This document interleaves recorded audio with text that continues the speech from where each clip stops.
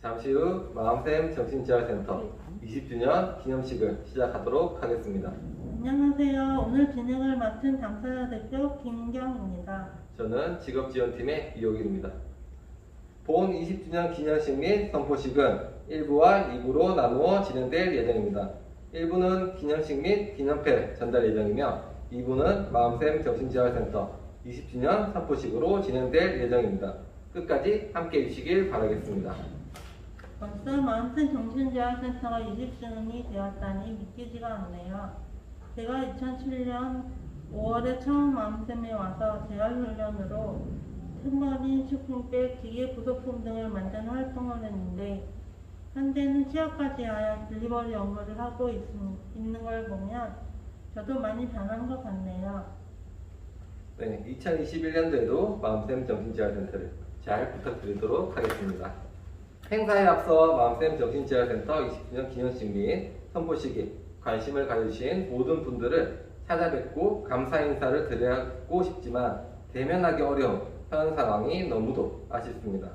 마음샘 정신재활센터 20주년 기념식 및 선포식을 통해 본 기관의 역사를 공유하고 당사자들이 받는 서비스의 질, 당사자들의 삶의 질이 조금이나마 나아지길 바라는 마음입니다. 다시 한번 마음샘 정신재활센터 20주년 기념식에 함께 해주신 모든 분들에게 감사 인사 전하며 지금부터 2020년 마음샘 20주년 기념식을 시작하겠습니다.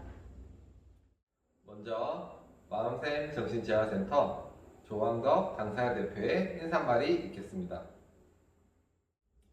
안녕하십니까. 마음샘 정신재활센터 당사자 대표 조항덕입니다.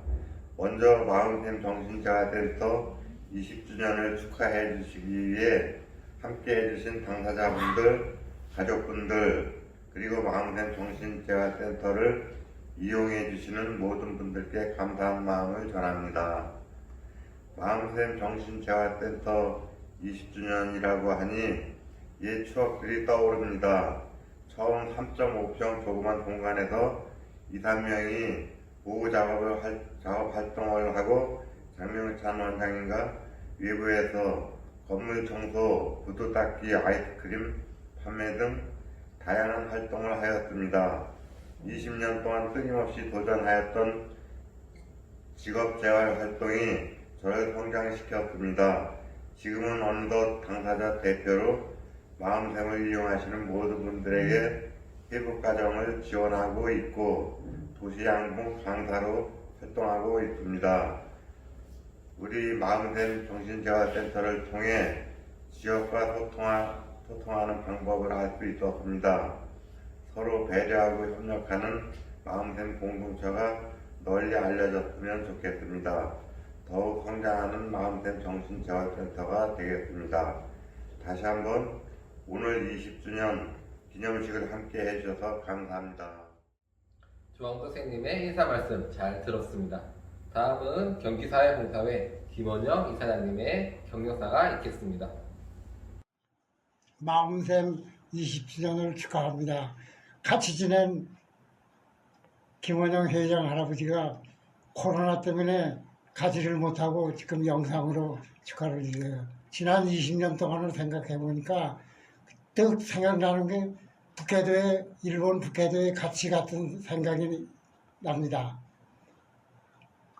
지난 20년이 즐거운 20년이었던 것과 마찬가지로 마음샘 회원 친구들 전부 앞으로의 20년도 즐거운 마음샘에서의 생활이 되기를 바랍니다. 마음샘 창립 20주년 정말 축하드립니다. 김원영 할아버지가. 네, 이사장님의 경력사 잘 들었습니다. 다음은 마음샘 정신재활센터 김영자 가족부모님의 축사가 있겠습니다. 마음샘 정신재활센터 20주년을 축하드립니다. 청년의 나이가 된 마음샘 정신재활센터 20주년 기념식과 지나간 20년간 마음샘의 발전과 사회공헌에 애써주신 노고를 치하하며 함께 기뻐하는 시간이 되길 바라면서 오늘같이 의미 있는 날 함께 모여 성년이 되는 창립일을 기념하고 자축할 수 있는 자리를 마련해야 하는데 모두가 어렵고 힘든 시기라 만나지 못하는 것이 아쉽습니다. 앞으로 마음샘 공동체가 함께 누릴 미래를 그리면서 이 자리에 이어 30년을 향해 헌신과 희생과 봉사를 다짐하는 맹세의 시간으로 당사자와 가족들은 마음을 다짐하는 마음으로 축산을 대신합니다.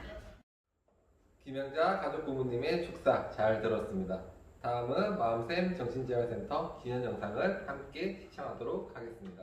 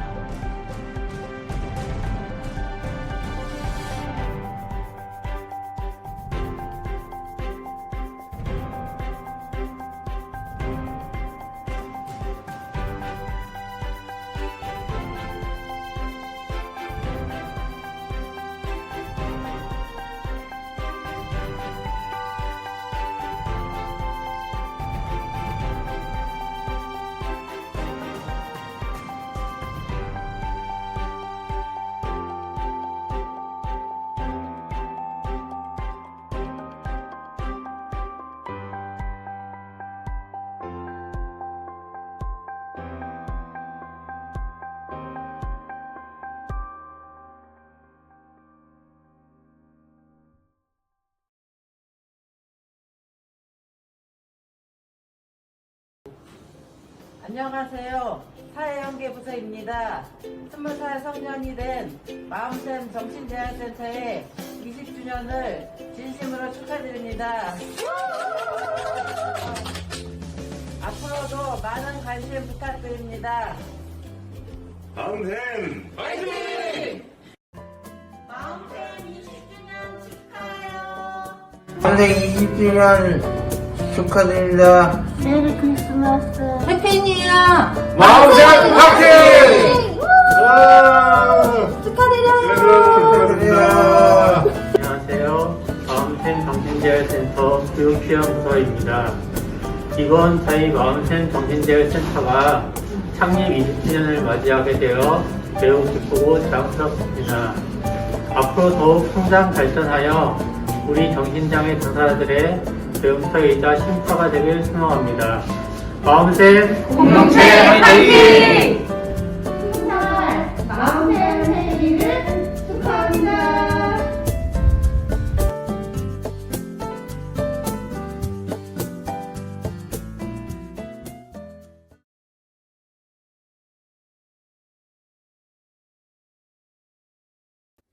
정신장애 당사자 중심의 초심을 지키며 센터가 성장할 수 있도록 헌신적으로 지원해주신 개인 및 단체에게 감사패 전달식이 있겠습니다. 코로나19로 직접 전달하지 못한 점 양해 부탁드립니다. 개인 수상자는 사단법인 한국자원복지재단 이선영 이사님이시며 단체 시상은 동탄시용교회입니다.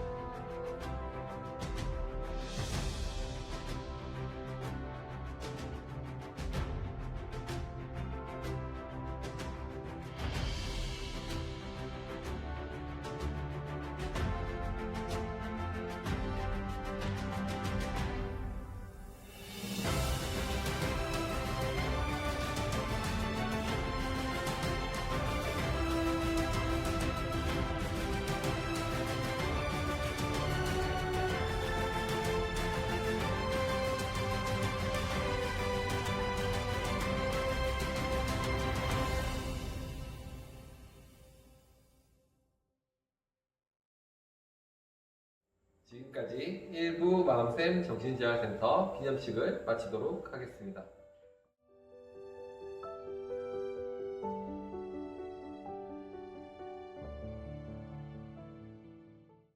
2부로 창립 20주년 선포식이 있겠습니다. 발표는 마음쌤 정신재활센터 실천 모델에 대해 장명찬 원장님께서 발표해 주실 예정이며, 토론은 사단법인 한국자원복지재단 이선영 이사님, 수원시 사회복지사협회 송호찬 회장님, 아주자남병원 김웅모 원장님께서 토론해 주시겠습니다. 먼저 마음쌤 정신재활센터 실천 모델에 대해 장명찬 원장님께서 발표 있으시겠습니다. 안녕하십니까. 정신재활시설 마음쌤 정신재활센터의 장명찬 원장입니다.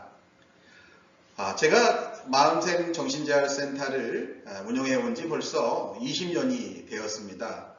그래서 이 20년을 기념하고 또 20년 동안 이 마음쌤 정신재활센터를 운영하면서 어떠한 실천적 모델을 가지고 운영해야 하는지 오늘 여러분들께 소개해 드리고자 합니다. 제가 있는 마음쌤 정신재활센터는 수원시 지역사회에 기반을 두고 있습니다. 또한 이 정신적인 어려움을 가진 당사자분들이 약 120명의 당사자분들이 이용을 하고 있습니다. 어떻게 보면 지역사회에서 120명의 당사자분들이 이용하고 있는 기관이라면 상당히 정신재활시설에서는 큰 기관으로 알고 있습니다. 이러한 기관에서 당사자 중심의 실천 모델을 어떻게 운영하고 있었는지 오늘 소개하고자 합니다. 첫 번째는 마음쌤 모델이란 무엇인가 라는 것에 대해서 설명을 드리고요. 또한 이 마음쌤 모델이 가지고 있는 가치와 철학에 대해서 소개해 드리도록 하겠습니다. 마음쌤 모델의 성과를 위한 방법론은 무엇이 있었는지, 또한 마음쌤 모델의 실천 전략과 이 실천 전략을 통해서 어떻게 구성하여 비전과 미션을 이뤄가고 있는지를 설명해 드리고자 합니다. 먼저 마음쌤 모델이란 정신장애 당사자가 원하는 서비스를 지원하는 거점 시설로 기능하면서 취업 지원을 통해 일자리를 제공하고 지역사회 속에 주거 공간을 마련하여 자립의 토대를 만드는 지역 기반의 실천 모델을 지향하고 있다는 것을 말씀드리고 싶습니다. 이러한 실천 모델에 근거하여 마음쌤의 캐치플레이어는 회복으로 채고 가는 당사자, 사회복귀로 채돼가는 센터를 만드는 것입니다. 그러기 위해서 정신장애가 한 인간의 전부가 될 수 없다는 것을 우리는 서로 믿고요.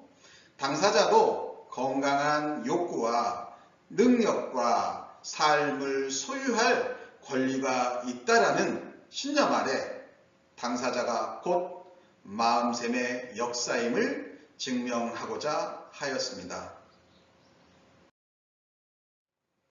그렇다면 마음샘 모델의 가치와 철학은 무엇일까요? 이 마음샘의 샘에는 세 가지 의미를 가지고 있습니다. 첫 번째는 건강한 마음입니다. 정신장애 당사자의 정신질환이 한 인간의 전부가 될 수 없다는 것은 여러분 아시겠지요? 건강한 욕구와 능력 또한 정신을 소유하고 있다는 것을 의미하는 이러한 건강한 마음의 의미를 담고 있습니다. 두 번째는 리더와 선구자의 의미입니다. 정신장애 당사자가 지역 공동체 속에서 자신과 지역사회의 모범적 역할을 수행해가는 삶을 지향하고 있다는 의미이지요. 티처라는 선생님의 역할을 저희는 기꺼이 기쁘게 받아들이고 있습니다. 세 번째는 지역성입니다. 여러분, 수원은요, 물의 근원이라는 의미를 가지고 있습니다. 지역사회를 기반으로 정신건강 수도인 수원시에 뿌리를 두고 성장하고 있다는 것을 의미하는 것이죠.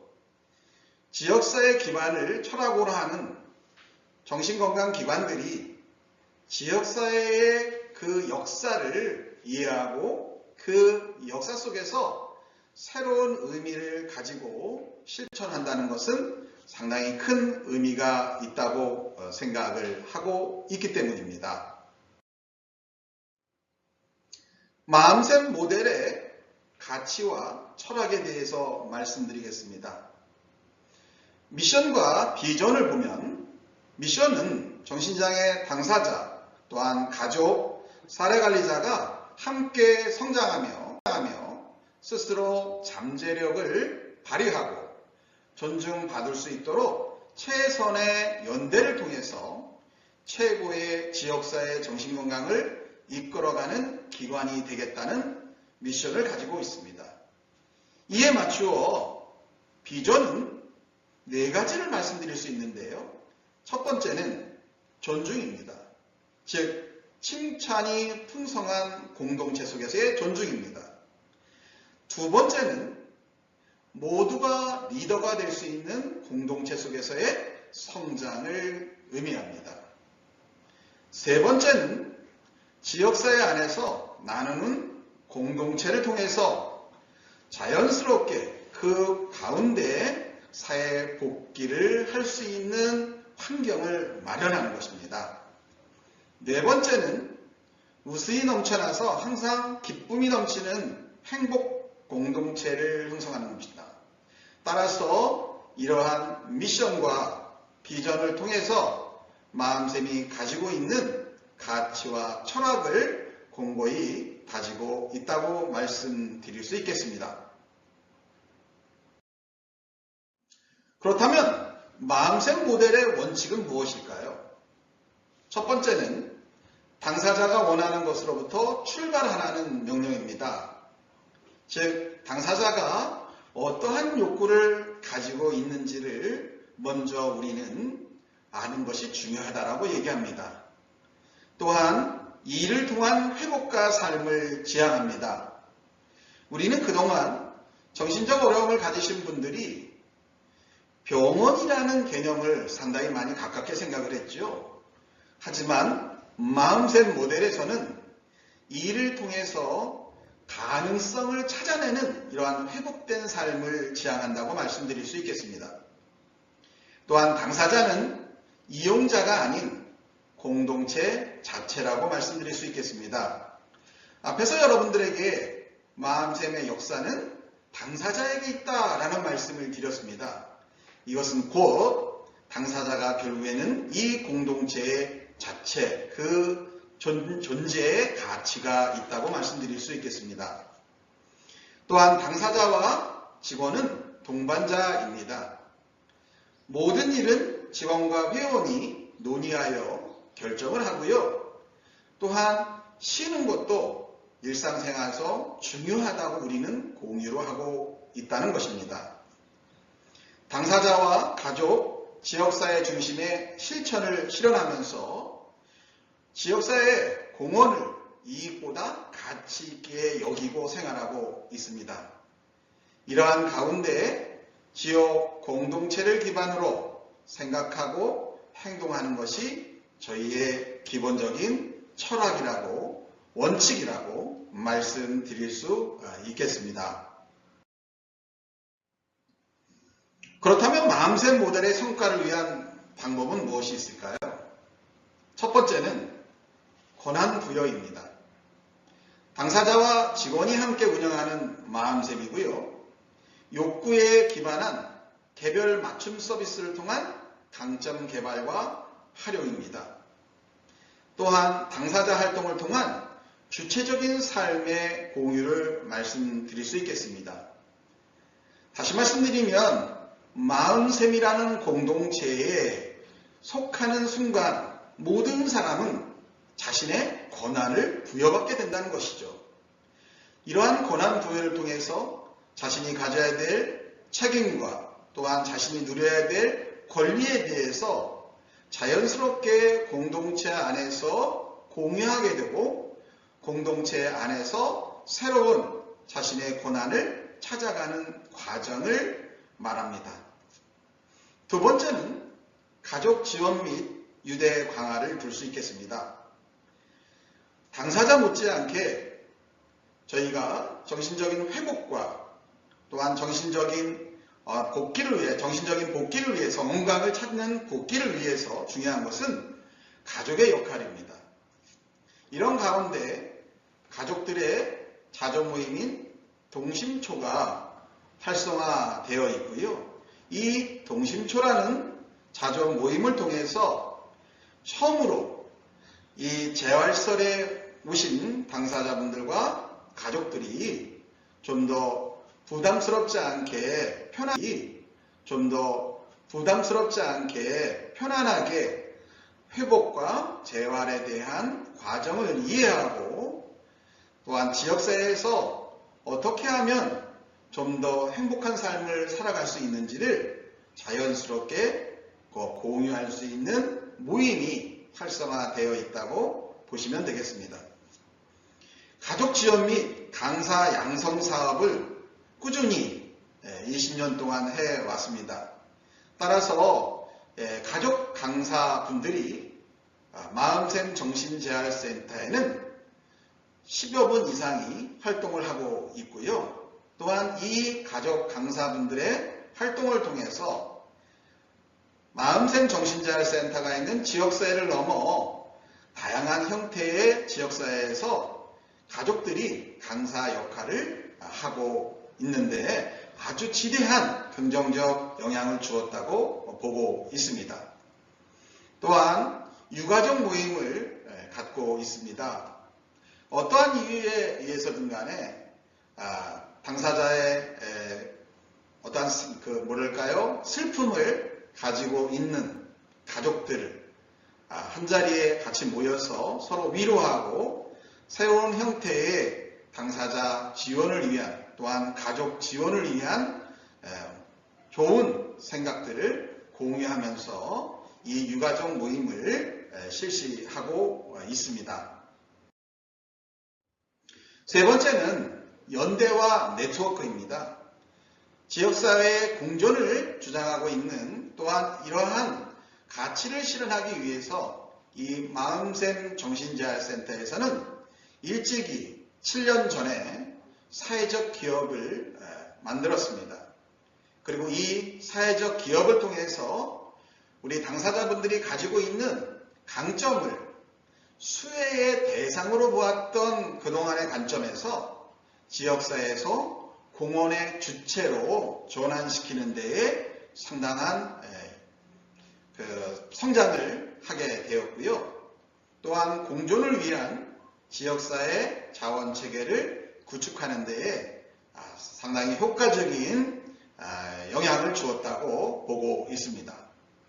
당사자가 원하는 방식으로 또한 살아갈 수 있도록 지원하는 형태들이 이러한 지역사회 연대와 네트워크와 또한 사회적 기업을 통해서 가능성을 발견하면서 그 가능성이 시작이 되어 지금은 현재 60여 명이 넘는 분들이 지역사회에서 직업 활동을 하고 있습니다.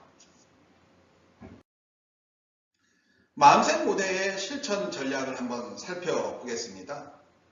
마음샘 정신재활센터는 다양한 형태의 취업 지원 시스템과 또한 실제적인 훈련 기회를 지원하고 체계적인 사례 관리를 통해서 적극적으로 지원을 하며 당사자와 가족 교육을 지원하고 정서 및 문화, 교육 지원을 하고 있습니다. 또한 지역사회 자원의 연계를 통해서 지역사회 속에서 지속적인 연대활동을 하고 있으며 사회적 기업, 주식회사, 마음샘을 통해서 다양한 형태의 지원을 하고 있습니다. 이러한 지원이 만들어지기까지는 지역사회의 정신건강 증진기관이라든가 복지서비스 기관이라든가 공공기관 및 자활 관련 기관들이라든가 평생교육기관, 사례관리기관, 사회적 경제단체기관, 또한 자원봉사 서포터즈 단체들, 또한 마음샘 정신재활센터와 MOU를 체결한 희망나래 기관들이 그 중요한 역할과 그 중요한 활동에 참여를 하고 있다고 말씀드릴 수 있겠습니다. 이를 통해서 비전을 위한 전략을 말씀드린다면 크게 4가지를 말씀드릴 수 있겠습니다. 첫 번째는 존중입니다. 이 존중은 우리는 동료라는 개념을 가지고 의사 결정에 대한 역량을 강화시키고 또 실질적인 역량 강화의 프로그램과 사업들을 진행하고 있으며 강점과 잠재력을 찾아내는 프로그램들을 다양하게 실행하고 있습니다. 또한 두 번째는 성장입니다. 이 성장은 향후 당사자분들의 삶에 대비하는 것을 목표로 하고 있으며 당사자의 리더를 양성하고 그 능력을 성장시키고 이를 통해서 동료 지원의 능력을 성장시키는 데 목표를 두고 있습니다. 세 번째는 사회복귀입니다. 자기주도적이며 지역사회와 공존하는 삶을 통해 사회에 복귀하고 사회생활을 해나가는 것을 전략으로 삼고 있습니다. 네 번째는 행복입니다. 축제가 있는 공동체, 또한 문화가 있는 공동체, 배려가 있는 행복한 공동체를 이루고자 하고 있습니다. 마음샘 모델은 이러한 비전 아래 크게 당사자를 중심으로 시민, 지역사회, 가족, 직원, 동료, 또한 다양한 형태의 직업을 통해서 마음샘 모델은 형성되었다고 말씀드릴 수 있겠습니다. 지금까지 말씀드린 마음샘 모델에 대한 구상도를 여러분들한테 제시한다면 미션은 정신장애 당사자와 가족, 사례관리자가 함께 성장하며 스스로 잠재력을 발휘하고 존중받을 수 있도록 최선의 연대를 통해서 최고의 지역사회 정신건강을 이끌어가는 기관을 가지고 있다면 그 비전에서는 존중, 성장, 사회복귀, 행복의 4가지 키워드의 비전을 가지고 있습니다. 그러기 위해서는 지금까지 그랬듯이 향후에도 마음샘 정신재활센터는 지역사회 속에서 다양한 형태의 활동과 지역사회와 공유하는 연대 사업들을 꾸준히 지향할 것으로 말씀드리겠습니다. 이를 통해서 정신장애인에게 다양한 자원들이 지원하고 이 자원들을 통해서 지역사회에서 건강한 회복을 통해 정신장애 당사자분들의 행복한 삶을 보장할 수 있는 그 날을 기대해 봅니다. 감사합니다.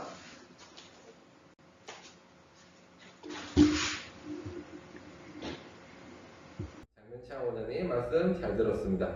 감사합니다. 이어서 바로 토론 진행하도록 하겠습니다. 먼저 사단법인 한국자원복지재단 이선영 이사장님 말씀 듣겠습니다. 안녕하세요. 저는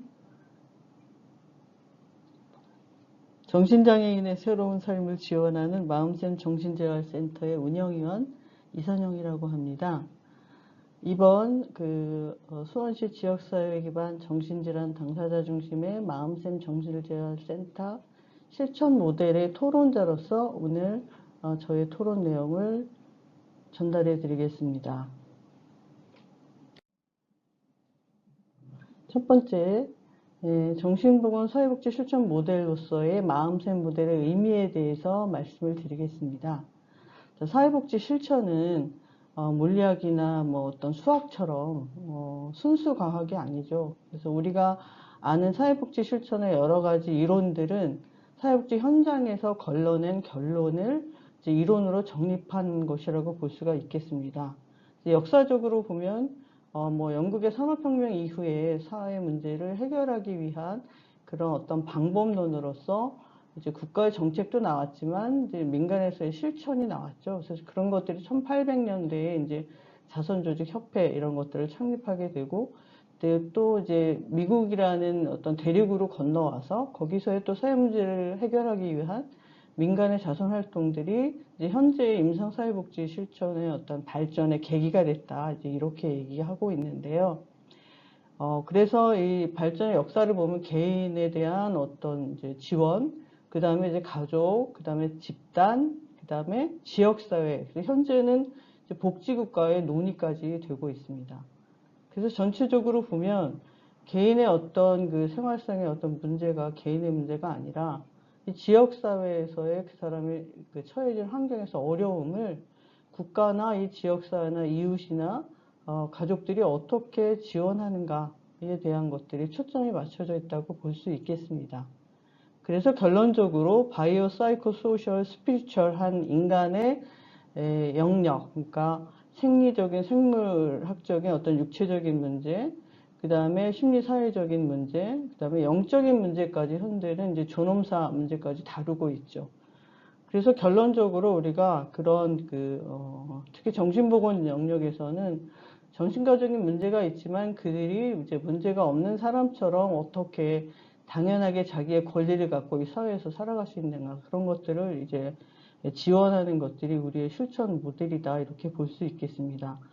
광의적으로 보면 우리가 알고 있는 여러 가지 문제 해결 모델, 강점 관리 모델, 여러 가지 문제에 대한 해결의 모델이 있지만, 이 본론에서 다루는 것들은 이제 사회복지 현장, 마음샘 정신재활센터를 중심으로 해서 이루어진 거기에 어떤 당사자들을 어떻게 지원하고 그들이 또 어떻게 어떤 욕구를 갖고 살아왔고 그 욕구에 부응해서 어떤 실천들을 해갈 것인가, 이제 이런 것들을 우리가 20년의 역사를 가지고 해온 것들을 이번에 이제 자료집으로 묶었는데요.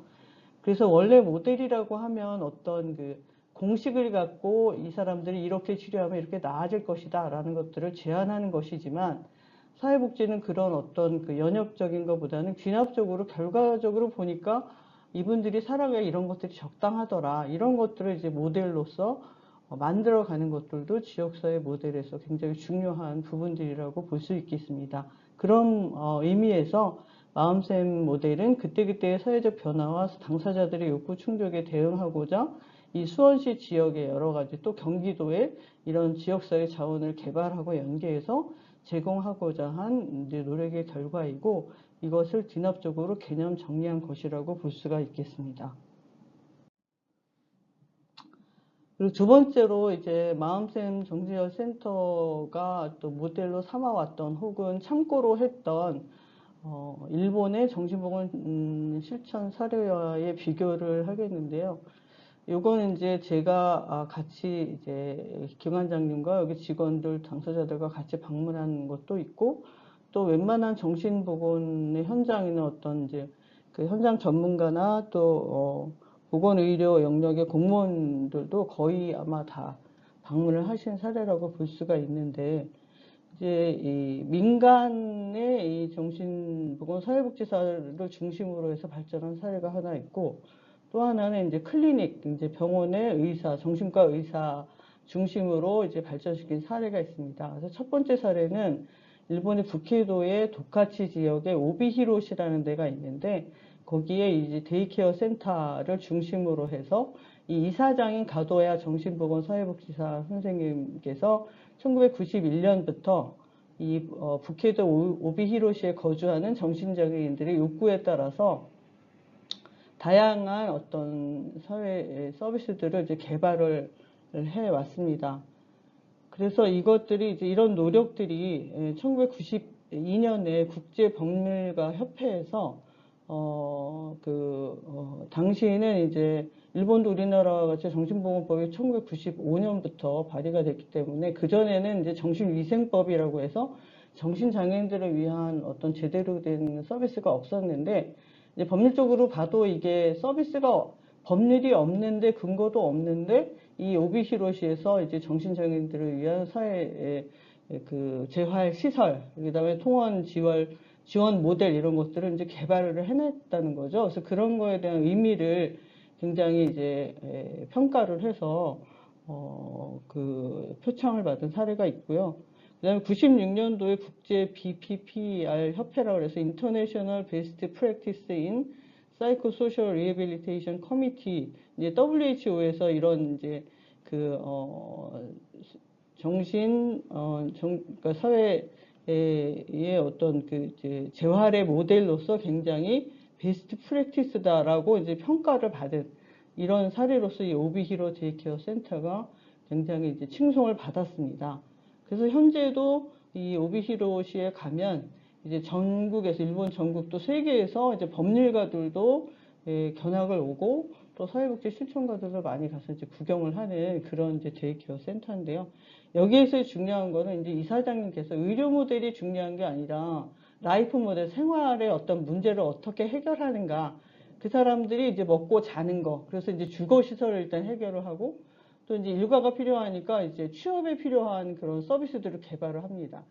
그 다음에 이제 여가에 대한 여러 가지 대안들을 마련하고, 이렇게 차례차례로 정신장애인 당사자들의 어떤 욕구에 따른 지역사회의 어떤 그 서비스들을 개발을 하고 그런 것들을 이끌어내고 그런 것들을 볼 수가 있는데요. 예를 들면 폐교 같은 데를 이제 구입을 해서 그 폐교를 이제 정신장애인들이 뭐 합창 연습을 한다거나 또 어떤 문화 활동을 할 수 있는 그런 거로 만들고, 또 그분들이 뭘 이제 만들었으면 그런 것들을 팔 수 있는 뭐 매대로 사용한다던가 이런 식으로 굉장히 창의적인 지역사회복지 활동을 하는 것으로 굉장히 유명한 분입니다. 그리고 또 중요한 것은 이분은 일본 정신보건 사회복지사 협회 회장을 이제 여러 번 하셨고요. 학회 활동을 열심히 하고 계시죠. 그래서 이제 여기서 우리가 뭐 알 수 있는 것들은, 우리가 실천을 하지만 그 실천을 어떻게 알기 쉽게 다른 사람에게 설명하는가, 그런 것도 굉장히 중요하다라는 거죠. Social Work as Art라는 책에 보면 사회복지사들이 하는 여러 가지 실천들이 하는 거에 비해서 너무 적게 쓰여져 있다. 우리가 쓰지 못한다. 쓰지 못한다는 것은 이제 기록을 못하고 다른 사람에게 전달하지 못한다. 이런 것들은 이제 문제제기를 하고 있습니다. 그렇지만 이제 그런 면에서 이 가도야 이사장님은 그런 이제 학회와의 연계를 통해서 자기들의 실천을 잘 이제 전달을 하고 있고, 또 법률가들이 이제 연구를 할 정도로 이 선제적인 사회복지 실천의 어떤 그런 모델을 보여주고 있고요. 그러면서 굉장히 평가를 받고 있고, 두 번째 모델은 일본 도심에 있는 이제 구보타 클리닉의 긴시초 모델이라고 하는데, 여기서는 이제 이 구보타 선생님은 이제 정신과 의사이고 일본의 데이케어 학회의 이제 회장이기도 합니다. 저도 이제 거기 가서 발표한 적이 있어서 이분을 뵌 적이 있는데, 여기에 특징인 클리닉을 중심으로 해서 이 9층의 건물을 이제 외래 진료, 데이케어, 나이트케어, 방문 간호 스테이션 뭐 이런 것들을 이제 다 거기에 이제 제공을 하고, 근처에 이분들이 이제 정신장애인들이 도보로 이용 가능한 취업 이행 지원 사업소나 상담 지원 사업들을 병설 시설로 운영을 하고 있습니다. 그래서 본인들의 어떤 정신과를 이제 다기능형 정신과 진료소다 이렇게 이야기를 하고 또 이분이 그런 이제 일본 정신신경학회에서 이제 2008년에 긴시초 모델을 발표를 해서 학회에서 이제 표창을 받는 그런 이제 업적도 있습니다. 그것의 이제 사회적 배경을 보면 일본에서도 이제 입원 환자가 많은 거에 대한 사회적 비판이 많기 때문에 이 정신과 병원이 어디로 갈 것인가, 결국은 지역 사회에 다양한 이제 서비스들을 끌어안으면서 낮병원, 반병원을 이제 운영을 하면서 이제 입원하지 않지만 그분들을 이제 클리닉에 오게 할 수 있는 다양한 방법들을 모색해야 되는 시대가 온 거죠. 그러다 보니까 이제 데이케어 학회에 저도 참가해 봤지만 다양한 사람들이 참여하고 있는데 그 중심에는 의사들이 있습니다. 왜냐하면 입원을 이제 계속 못하게 하는, 입원을 제한하는 정책을 일본에서 피고 있기 때문이죠. 그래서 이제 우리나라에서도 이제 클리닉 중심의 여러 가지 이런 지역사회 이제 정신보건 실천 모델들이 나올 수가 있는데요. 이 이제 긴시초 모델의 특징은 의료와 복지를 연계해서 이 당사자가 지역사회에서 생활이 가능하도록 지원한다. 이런 부분들을 이제 볼 수가 있겠고, 본인들의 모델을 긴시초 모델에, 긴시초는 이제 역의 이름이고 그 지역의 이름입니다. 그래서 이제 우리는 마음샘 모델이라고 했지만 여기는 그 지역을 중심으로 긴시초 모델이라고 이제 주장을 하고 있는 것이죠. 자, 그러면 세 번째 Why Not 마음샘 모델이라는 제목으로 제가 정리를 해봤는데요. 이 사회복지 실천의 여러 가지 이론들이 우리나라에서 생산된 것이 아니고 이제 유럽이나 미국을 거쳐서 이제 와서 우리가 그런 이제 영어로 된 그 실천 이론들을 이제 한국어로 번역해서 지금 적용하고 이제 반세기가 지났죠. 그런데 이제 순수 과학에서처럼 실험 집단, 통제 집단을 나눠서 정신장애인들에 대한 어떤 이제 프랙티스 실천을 이렇게 실험하기는 쉽지가 않습니다. 그래서 쿼지 익스페리멘털이라고 해서 이제 유사 실험 이런 식으로 해서 이제 실천 모델을 써서 이제 많이 이 방법론이 좋은가 나쁜 것인가 이런 것들에 대한 연구를 이제 많이 하고 있는데요. 그러다 보니까 너무 연구 방법론에 집착해서 실제로 우리가 실천에서의 노하우를 쌓아가는 것에 좀 등한시하지 않았나 이런 반성들을 해보고 이제 그런 것들을 이번에 20년에 이 마음샘 정신재활센터의 모델을 분석하고 정리하면서 우리의 실천 모델을 어떻게 만들어 갈 것인가 이런 것들이 굉장히 중요한 과제라고 보입니다. 그런 의미에서 이 마음샘 모델이 혹시 경기도나 이 수원이라는 어떤 비교적 타 지역에 비해서 사회복지 자원들이 많기 때문에 가능했던 것인지, 혹은 빈약하다면 그 지역에서는 어떤 것들을 보충해야 하는 것인지, 또 우리의 모델에서 부족한 점이 무엇인지. 예를 들면 긴시초 모델 같은 경우에는 이 정기적인 사례 관리에 대한 이제 슈퍼비전 이런 내용들을 전문가들을 불러서 다 해갖고 그것들을 이제 분석해서 이제 PPT로 올려놓습니다. 그러면 전국에 있는 사회복지사들 그것들을 보고 이제 내용들을 이제 공부를 하고 이런 식으로 해서 이제 정보 전달을 하거든요. 그러니까 그런 것들을 통해서 우리가 세세하게 1대1의 어떤 이제 사례 관리 모델에서도 실질적으로 이 정신장애인들이 어떤 장애를 겪고 있고 어떤 것들이 부족해서 우리가 자원을 연계해보니까 이런 것들이 효과가 있더라. 이런 것들을 이제 앞으로 증명을 해내야 되는 그런 과제들이 있습니다. 그리고 이제 우리가 전 모델에서 본 것처럼 이제 민간의 사회복지 센터에서 한 것과 또 의료적인 어떤 모델을 가지고 한 것의 차이가 있다면, 제가 읽은 책 중에서 The Other 23 Hours라는 책이 있었는데 1시간의 어떤 이제 치료 시간보다 23시간의 케어가 굉장히 중요하다라는 이야기를 하고 있습니다. 마찬가지 정신장애인들이 이제 병원에서 약 먹고 그것으로 다 나을 수 있는 것이 아니기 때문에 그분들을 한 사람의 생활인으로 보고 생활에서 어떤 어려움들이 있는지 우리가 그런 것들을 파악을 하고 그 어려운 부분들을 이제 해결해주는 다양한 사회적 자원을 연계를 할 때 비로소 그분들이 인간다운 생활을 할 수 있지 않을까 그래서 이 마음샘 모델에서는 그러한 20년의 이제 축적을 통해서 그분들을 위한 어떤 모델이 어떤 것들이 중요한 것인가 이런 것들을 이제 분석해 내어야 된다고 생각합니다. 그래서 향후의 과제를 본다면 일본의 성공 사례에서 볼 수 있듯이 뭐 보건소든 민간이든 병원이든 그 지역사회복지 역량이 굉장히 큰 그런 기관을 중심으로 해서 지역사회복지의 어떤 역량들이 더 강화될 수 있다고 보고요.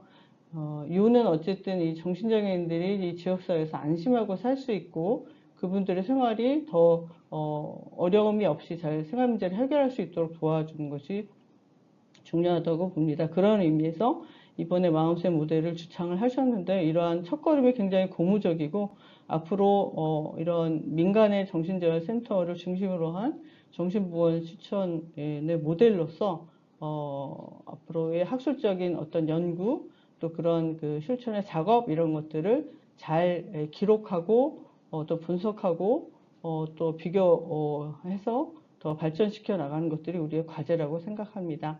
이상입니다. 이선영 이사님의 말씀 잘 들었습니다.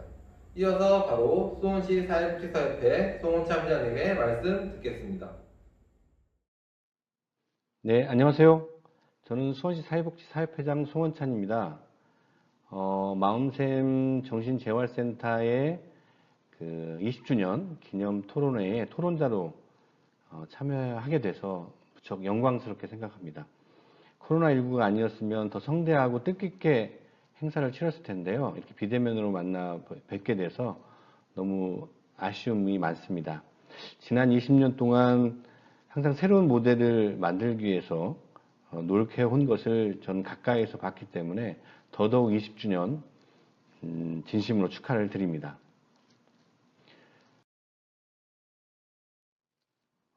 저는 토론을 준비하면서 좀 깊게 생각해 본 것은 이 마음샘 정신재활센터는 단순한 시설이나 기관으로 저는 보지 않습니다. 어떻게 보면 수원의 소중한 자산이라고 저는 생각을 하거든요. 지난 20년 동안 항상 새로운 모델들을 만들기 위해서 그리고 정신재활인들의 일을 통해서 회복하고 지역사회와 공존하는 삶이란 이상을 어떻게 보면 그 이상적인 내용을 우리 평범한 일상으로 만들기 위해서 여기 계셨던 분들의 가진 상상과 여러 가지 내용들을 실천해온 20년이라고 감히 말하고 싶습니다.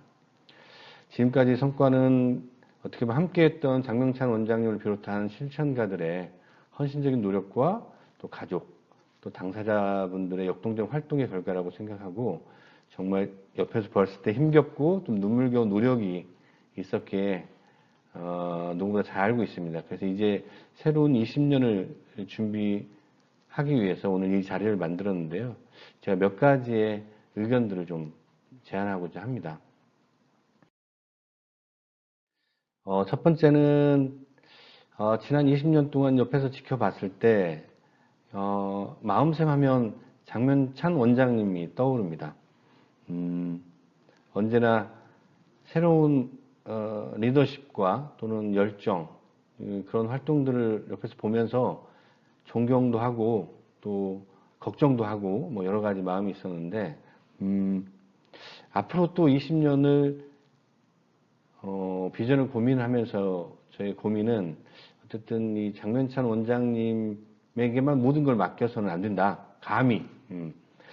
따라서 이 마음샘에서 했던 각종 사업이나 활동들을 좀 분석을 해서 이 정신장애인들의 인파워먼트 뿐만 아니라 우리 같이 하고 있는 소중한 실천가들의 역량을 배가시켜서 이들이 수원시의 요소에서 이 리더십을 좀 더 발현할 수 있도록 그래서 미래의 마음샘을 이끌어갈 제2의 장명찬, 제3의 장명찬이 계속 배출되었으면 좋겠습니다.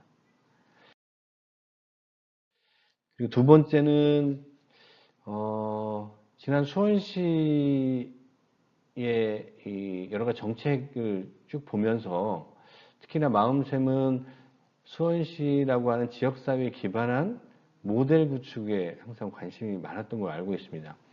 그러려면 수원시의 정책 방향과 그 궤를 같이 해야 할 필요가 있을 것 같습니다.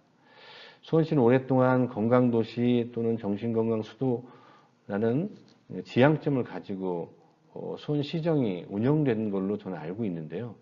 하지만 안타깝게도 예전 같지 않은 것이 현실입니다. 그 지속가능한 정신건강과 정신장애인들의 정책이 제가 보기에는 좀 다소 수원시 현재 상황은 좀 부재하지 않느냐. 이런 모습을 타개하기 위해서라도 마음샘에 중요한 역량이 좀 집중돼서 이런 정책 변화를 좀 주도해 줬으면 하는 바람입니다. 특히나 이 마음샘이 앞으로 20주년을 체계적으로 지금 고민하고 있을 때 특히나 민선 8기가 다가오게 됩니다. 새로운 시정이 펼쳐질 텐데요.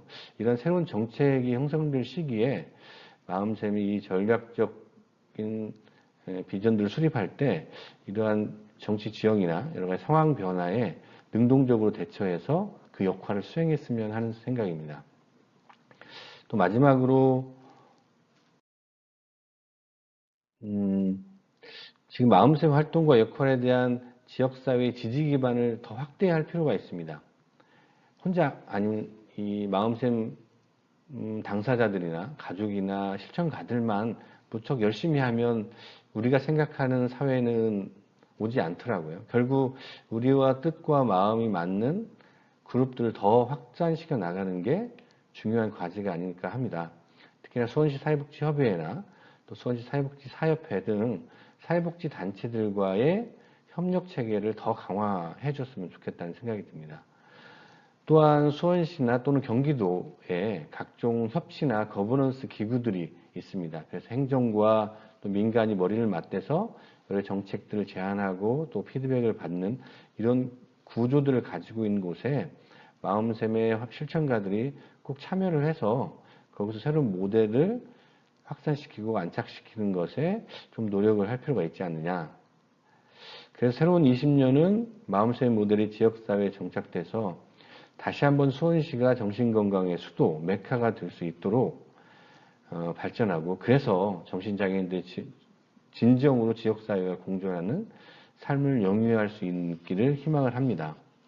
어떻게 보면 짧은 토론을 했는데요. 저의 마음 오랫동안 옆에서 보면서 고민했던 내용들인데 어떻게 좋은 제안이 됐는지는 모르겠습니다.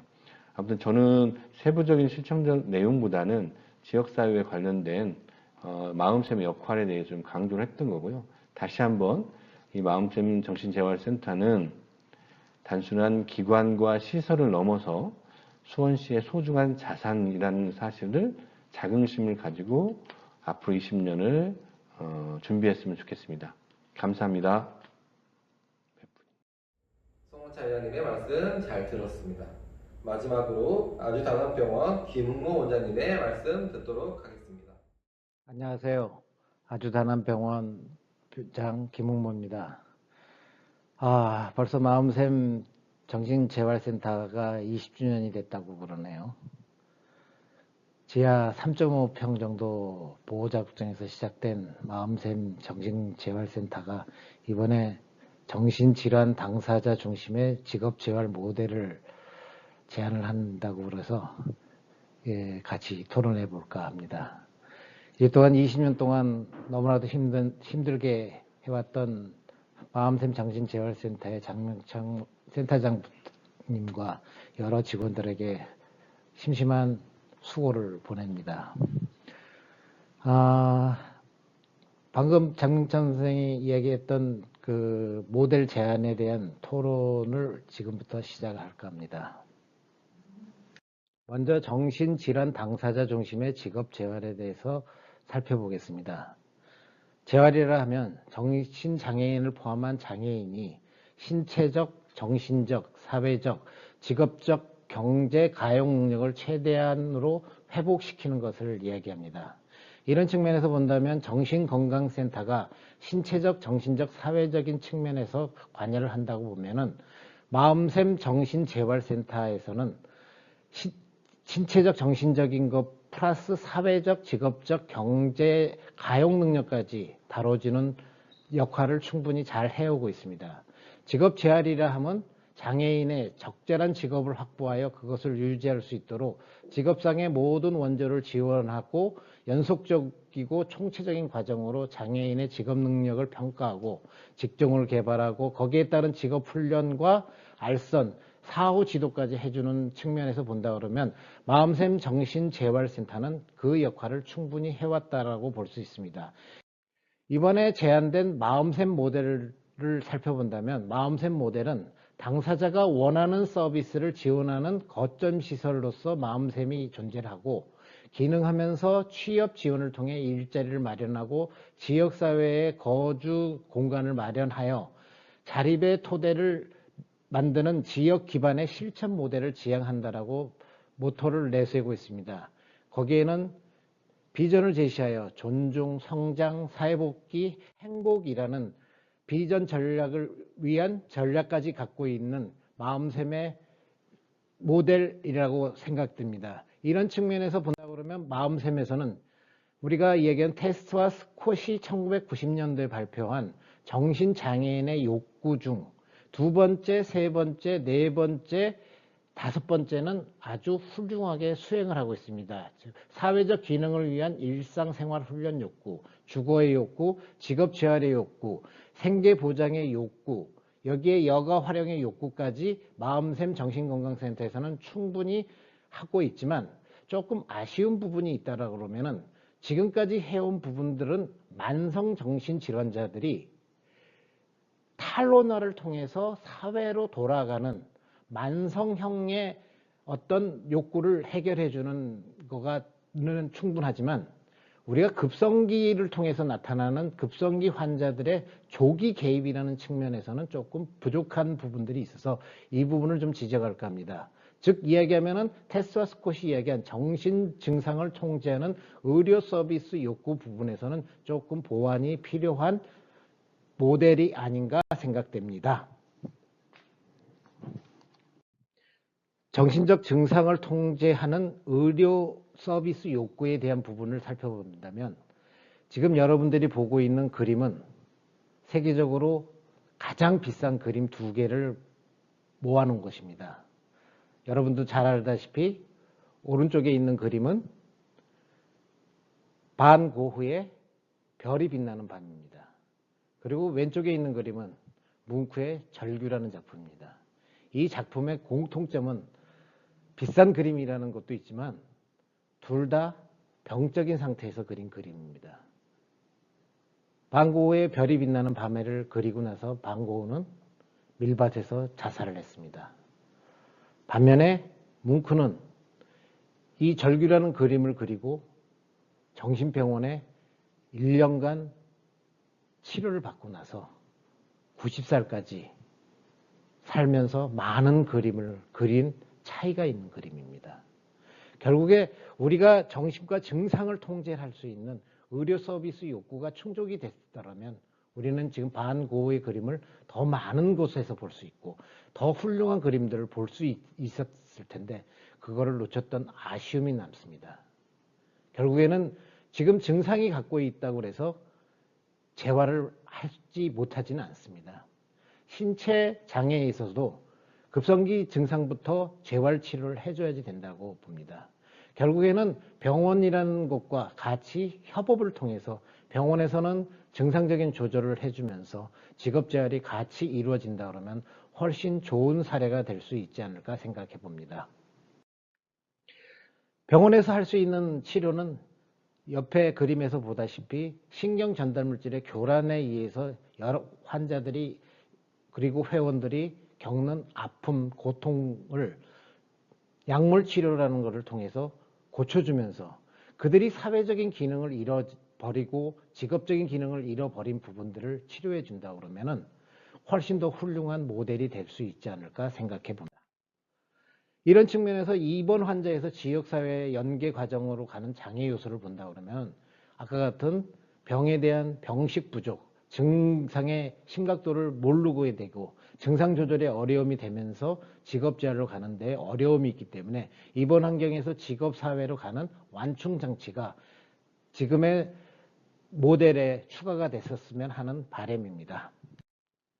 마음샘 모델 구상도를 보다 보면은 정신장애인과 여러 가지 기관을 잘 엮어 있고 거기에 존중과 성공과 사회복귀와 행복이라는 측면에서 접근을 하고 있지만 왜 우리는 이 일을 해야 하는가 하면서도 가장 중요한 의료 서비스 욕구에 대한 부분들이 충족되지 못한 부분들이 좀 지적이 됐으면 합니다. 이런 부분들이 지금 사실은 장명참 센터장님과 같이 상의를 해서 진행을 하고 있는 부분들은 있지만 마음샘 모델 부분에서는 좀 빠져 있어서 그런 부분들에 대해서 토론을 했습니다.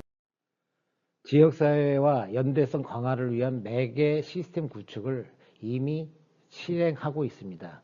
모두 다 즐거움이 샘솟는 삶의 시작이라는 다샘 정신문화치료센터가 그 기능을 하고 있습니다.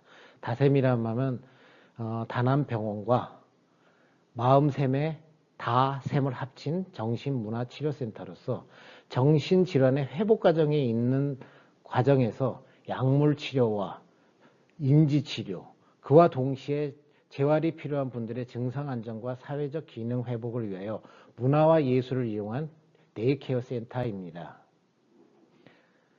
그 그림에서와 같이 아트, 커넥티비티 소사이어티, 커넥트 소사이어티, 리커버리라는 측면에서 진행을 하고 있는데 그 과정을 살펴보면 다음 슬라이드에서 볼 수 있습니다.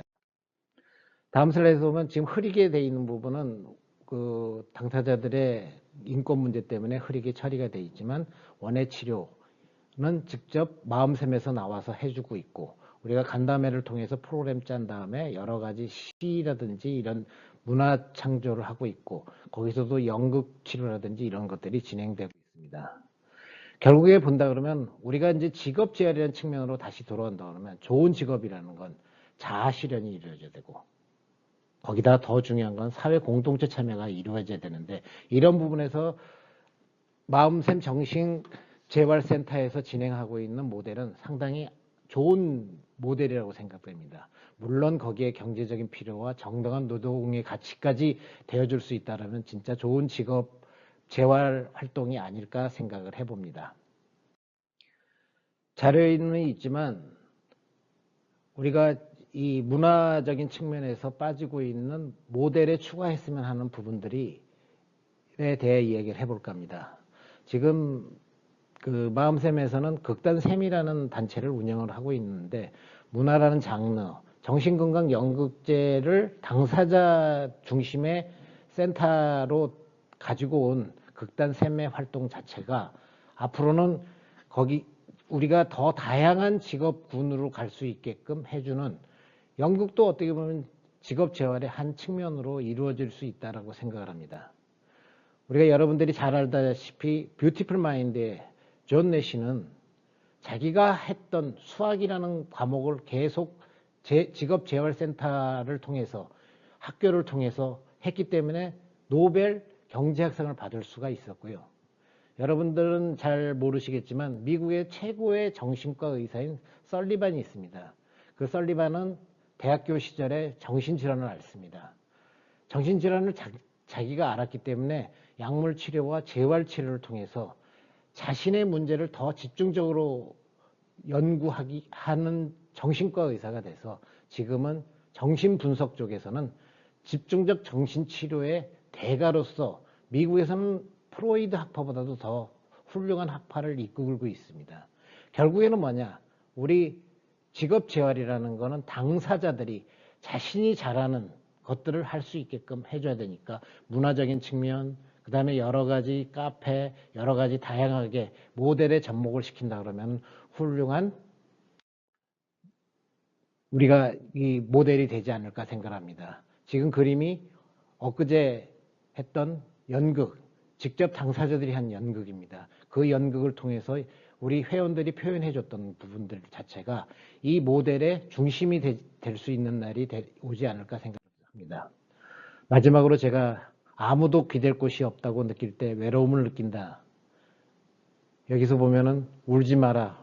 외로우니까 사람이다. 살아간다는 건 외로움을 견디는 일이다.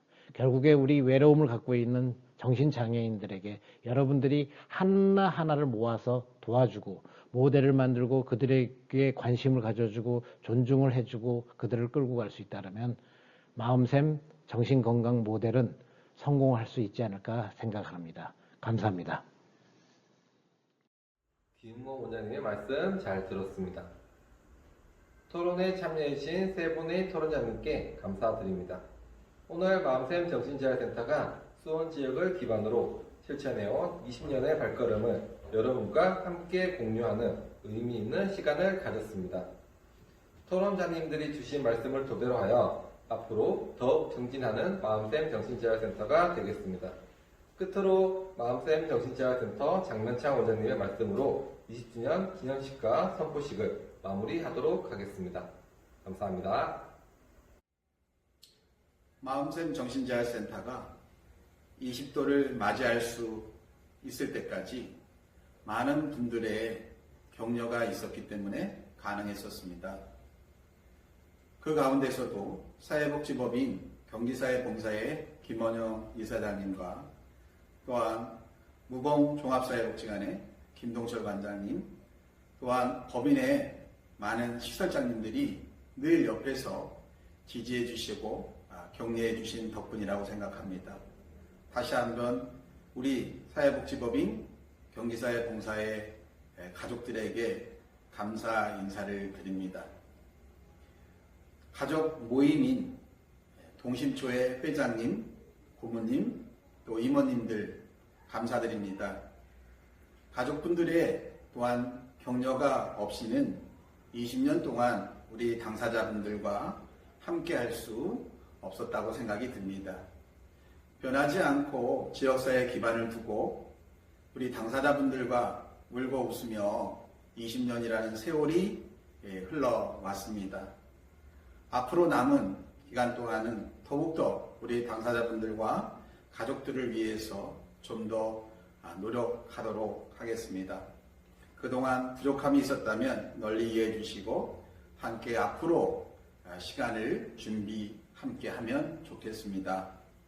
오늘 또한 수상을 하신 동탄 시온교회와 이선영 교수님께 이 자리를 빌어 다시 한번 감사드립니다. 오늘 작은 감사패를 통해서 감사 인사를 드리지만 너무도 큰 사랑을 받았습니다. 기꺼이 그 관심과 사랑을 정신적 어려움을 가지신 분들과 지역사회 속에서 나누도록 하겠습니다. 오늘 실천 모델의 토론자로 또한 참여해 주신 수원시 사회복지사협회 송원천 회장님, 아주 다남병원의 김웅모 원장님, 또한 이선영 교수님 감사드립니다. 오늘 주신 말씀대로 좀 더 성장하고 발전할 수 있는 마음샘 모델을 만들어 가도록 노력하겠습니다.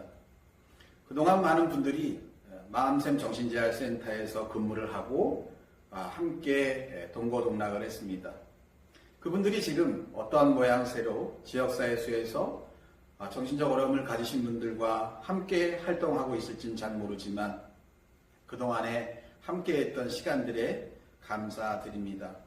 여러분들에게도 좋은 행복한 일들이 많이 있기를 바라고 오늘 성탄입니다. 모두 다 행복한 성탄 보내시고 더욱 즐겁고 기쁨이 넘치는 새해 맞이하시기 바랍니다. 고맙습니다.